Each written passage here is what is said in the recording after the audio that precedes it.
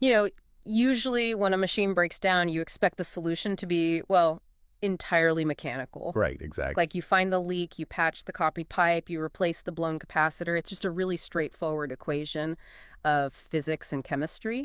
Yeah, because it's a closed system. Yeah. And that predictability is honestly pretty comforting.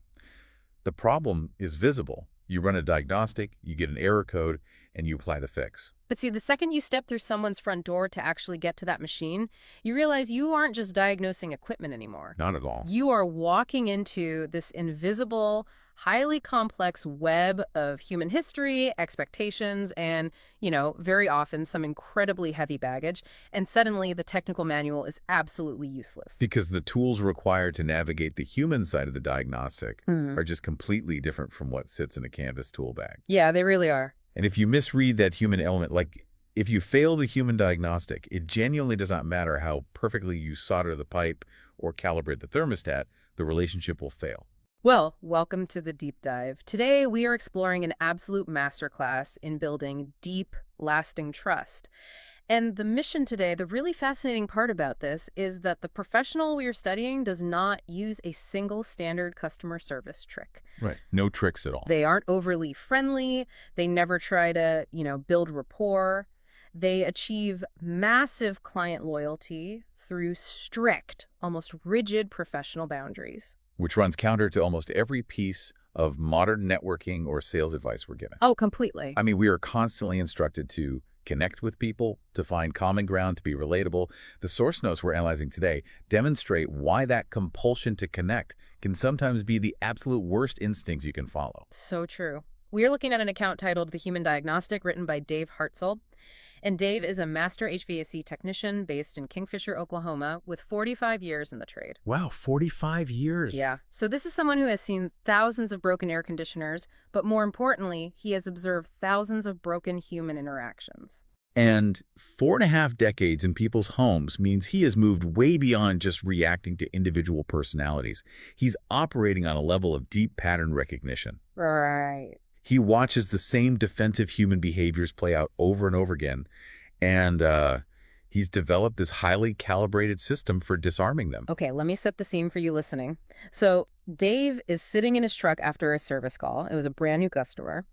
And when she initially called to book the appointment, she was ruthlessly prepared. Just totally dialed in. Exactly. She knew the make, the exact model, the installation year of her system.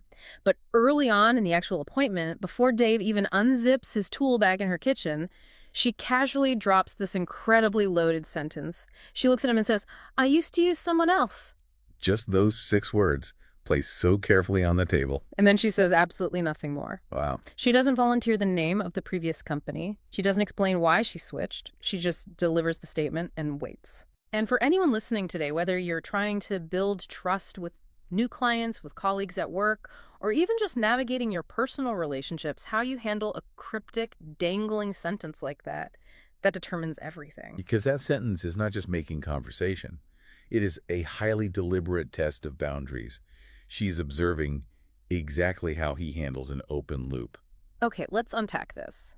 Because my immediate instinct, and I think, the default social programming for a lot of well-meaning professionals, is to treat that sentence like an invitation. Oh, definitely. Like if someone says, "I used to use someone else," it feels like they're putting up a subtle piece of do not enter caution tape. And our nature makes us want to lift that tape up just to be friendly. Right, to show we care. Yeah, we want to say things like, "Oh, who did you use?" Or, "Yeah, a lot of people are switching lately." But looking at Dave's analysis, why is trying to connect here actually a massive mistake? Well, by asking prying questions, the technician is basically forcing the client to relitigate a painful decision. Oh, wow. Relitigate. Yeah, it puts her in a position where she either feels disloyal to a company she had good years with, or she feels exhausted from having to defend her choice to switch. Which is not what she signed up for. Exactly. She called for HVAC repair, not an interrogation. You are assigning her emotional labor when she just wants cool air. That makes so much sense. She has to either complain about the old company, which makes her sound negative, or justify her decision, which immediately puts her on the defensive. Or she might even feel a lingering sense of guilt, if that old company gave her 5 good years before the service fell off a cliff. Right. The point is, asking a prying question demands that she sort through all those complex emotions and present a neat summary to a complete stranger. Which is the exact opposite of providing good service. So what is the boundary rule Dave uses instead? It's brilliant in its simplicity, Yeah. but it requires immense discipline. He leaves the sentence exactly where she put it. Just ignores it. Essentially, yes. He doesn't acknowledge it or build on it. He simply asks her to walk him through the physical symptoms the machine is exhibiting, and he gets straight to work. Okay, to really grasp why prying is such a trap, we need to understand why the client is so guarded in the first place. We have to look at the psychology of someone who ends a long-term relationship quietly. Yeah, because she didn't blow up. Yeah. She didn't leave a screaming all-caps review on the internet. She just quietly walked away from her old provider. What's fascinating here is the anatomy of those quiet departures. The source material points out that people who leave without drama, without a big scene, are almost never impulsive. Really? Yeah, they are actually the ones who tried the longest. They made excuses for the other side, they gave the benefit of the doubt, and they adjusted their expectations over and over. Wait, I want to play devil's advocate here, like a curious friend pushing back a little. Because we usually think the loudest, angriest customers, the ones flipping out, are the ones who are wrong the most. But you're saying this quiet departure means she's already defended her choice 1,000 times in her own head. That's exactly it. When they finally leave, it is a conclusion, not a reaction. A conclusion. Yes, a reaction is sudden, like an outburst. But a conclusion takes a massive amount of time and friction to build. Their internal battery drained very, very slowly until it hit absolute zero. And for you listening, connecting this to your own life, when someone comes to you after a bad experience, they don't need to justify their switch to you. They really just need to move forward. Exactly. When you finally seek out someone new, you don't want to spend your limited energy proving to the new person that your old situation was unacceptable. You just want a clean slate. And Dave offering her that clean slate by refusing to pry is just the ultimate act of professional respect. Right. So, knowing her psychology, the approach inside the house has to shift entirely. Dave conducts the appointment by replacing charm with competence. Right, because the source notes mention the client is basically hovering, right? She is watching everything. She is. But the source makes a very clear distinction between hostile watching, which is looking for a fight, and careful watching, which is collecting data.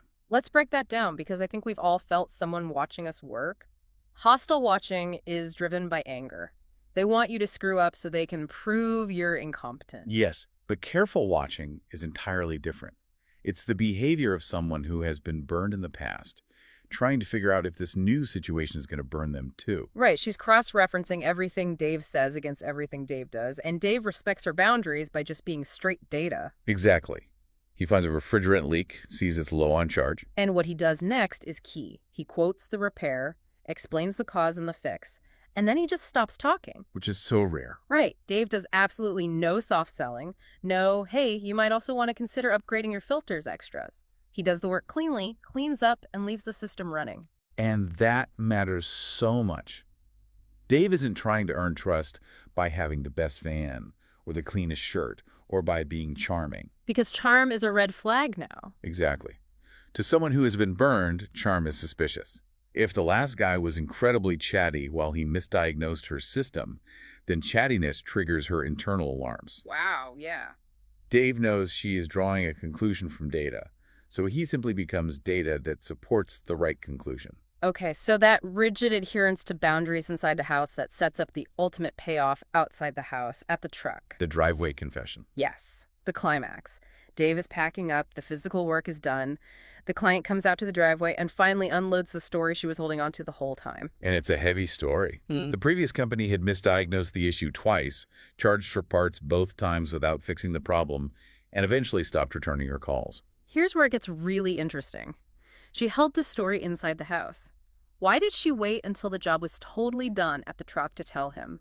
What made it safe to say it then? Well, inside the house, she needs him. Her air conditioning is broken, the transaction is open. If she spills her guts inside, she's making herself deeply vulnerable to a stranger holding the tools. Right, a bad tech could use that desperation to inflate the price. Exactly.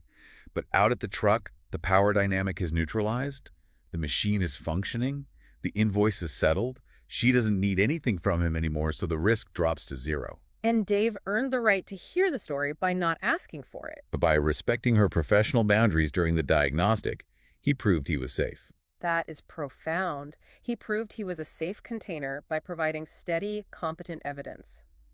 But even during her confession, Dave holds his boundaries, doesn't he? He does. He doesn't commiserate. He doesn't bash the old company. He doesn't say, yeah, I hear that a lot about those guys.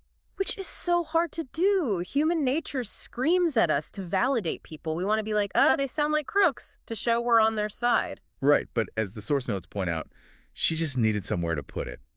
Validation in that moment is often more about our own ego than true empathy. Yeah, Dave realizes she already knows she was correct to leave them. She didn't need agreement. She just needed a neutral place to vent the pressure. And it pays off beautifully. The client finishes her story, looks up at Dave, and says, I'll call you next time. And from a careful decision maker like her, that isn't polite filler. No, it's a deep commitment. Yeah. Someone who meticulously calculated a quiet departure does not spend their words lightly. So the new tech inherits her trust deficit, but also her massive capacity for deep loyalty, simply because he earned it quietly. He secured that loyalty by proving he could operate flawlessly within the strict boundaries she required to feel safe. Man, what an incredible takeaway. So to summarize this entire deep dive for you listening, managing client trust isn't about probing into their past pain. Right. It's about honoring professional boundaries. It means not asking prying questions, letting the cryptic statements lie, and just doing the work. Because sometimes the deepest form of empathy you can show another human being is to simply do the job you are hired to do without an ulterior motive. Exactly. Stepping into a situation to fix a problem often means stepping into a human diagnostic. And I want to leave you listening with a final question to mull over today. Go for it. Think about a professional or personal relationship you are trying to build right now. Are you pushing them to open up and connect when what you really should be doing is quietly doing the work and letting the evidence accumulate? That is a powerful question. Yeah. It really shifts the entire perspective on how we approach people. It really does. Sometimes doing less is doing exactly what's needed. Thanks for joining us on this deep dive. We'll catch you on the next one.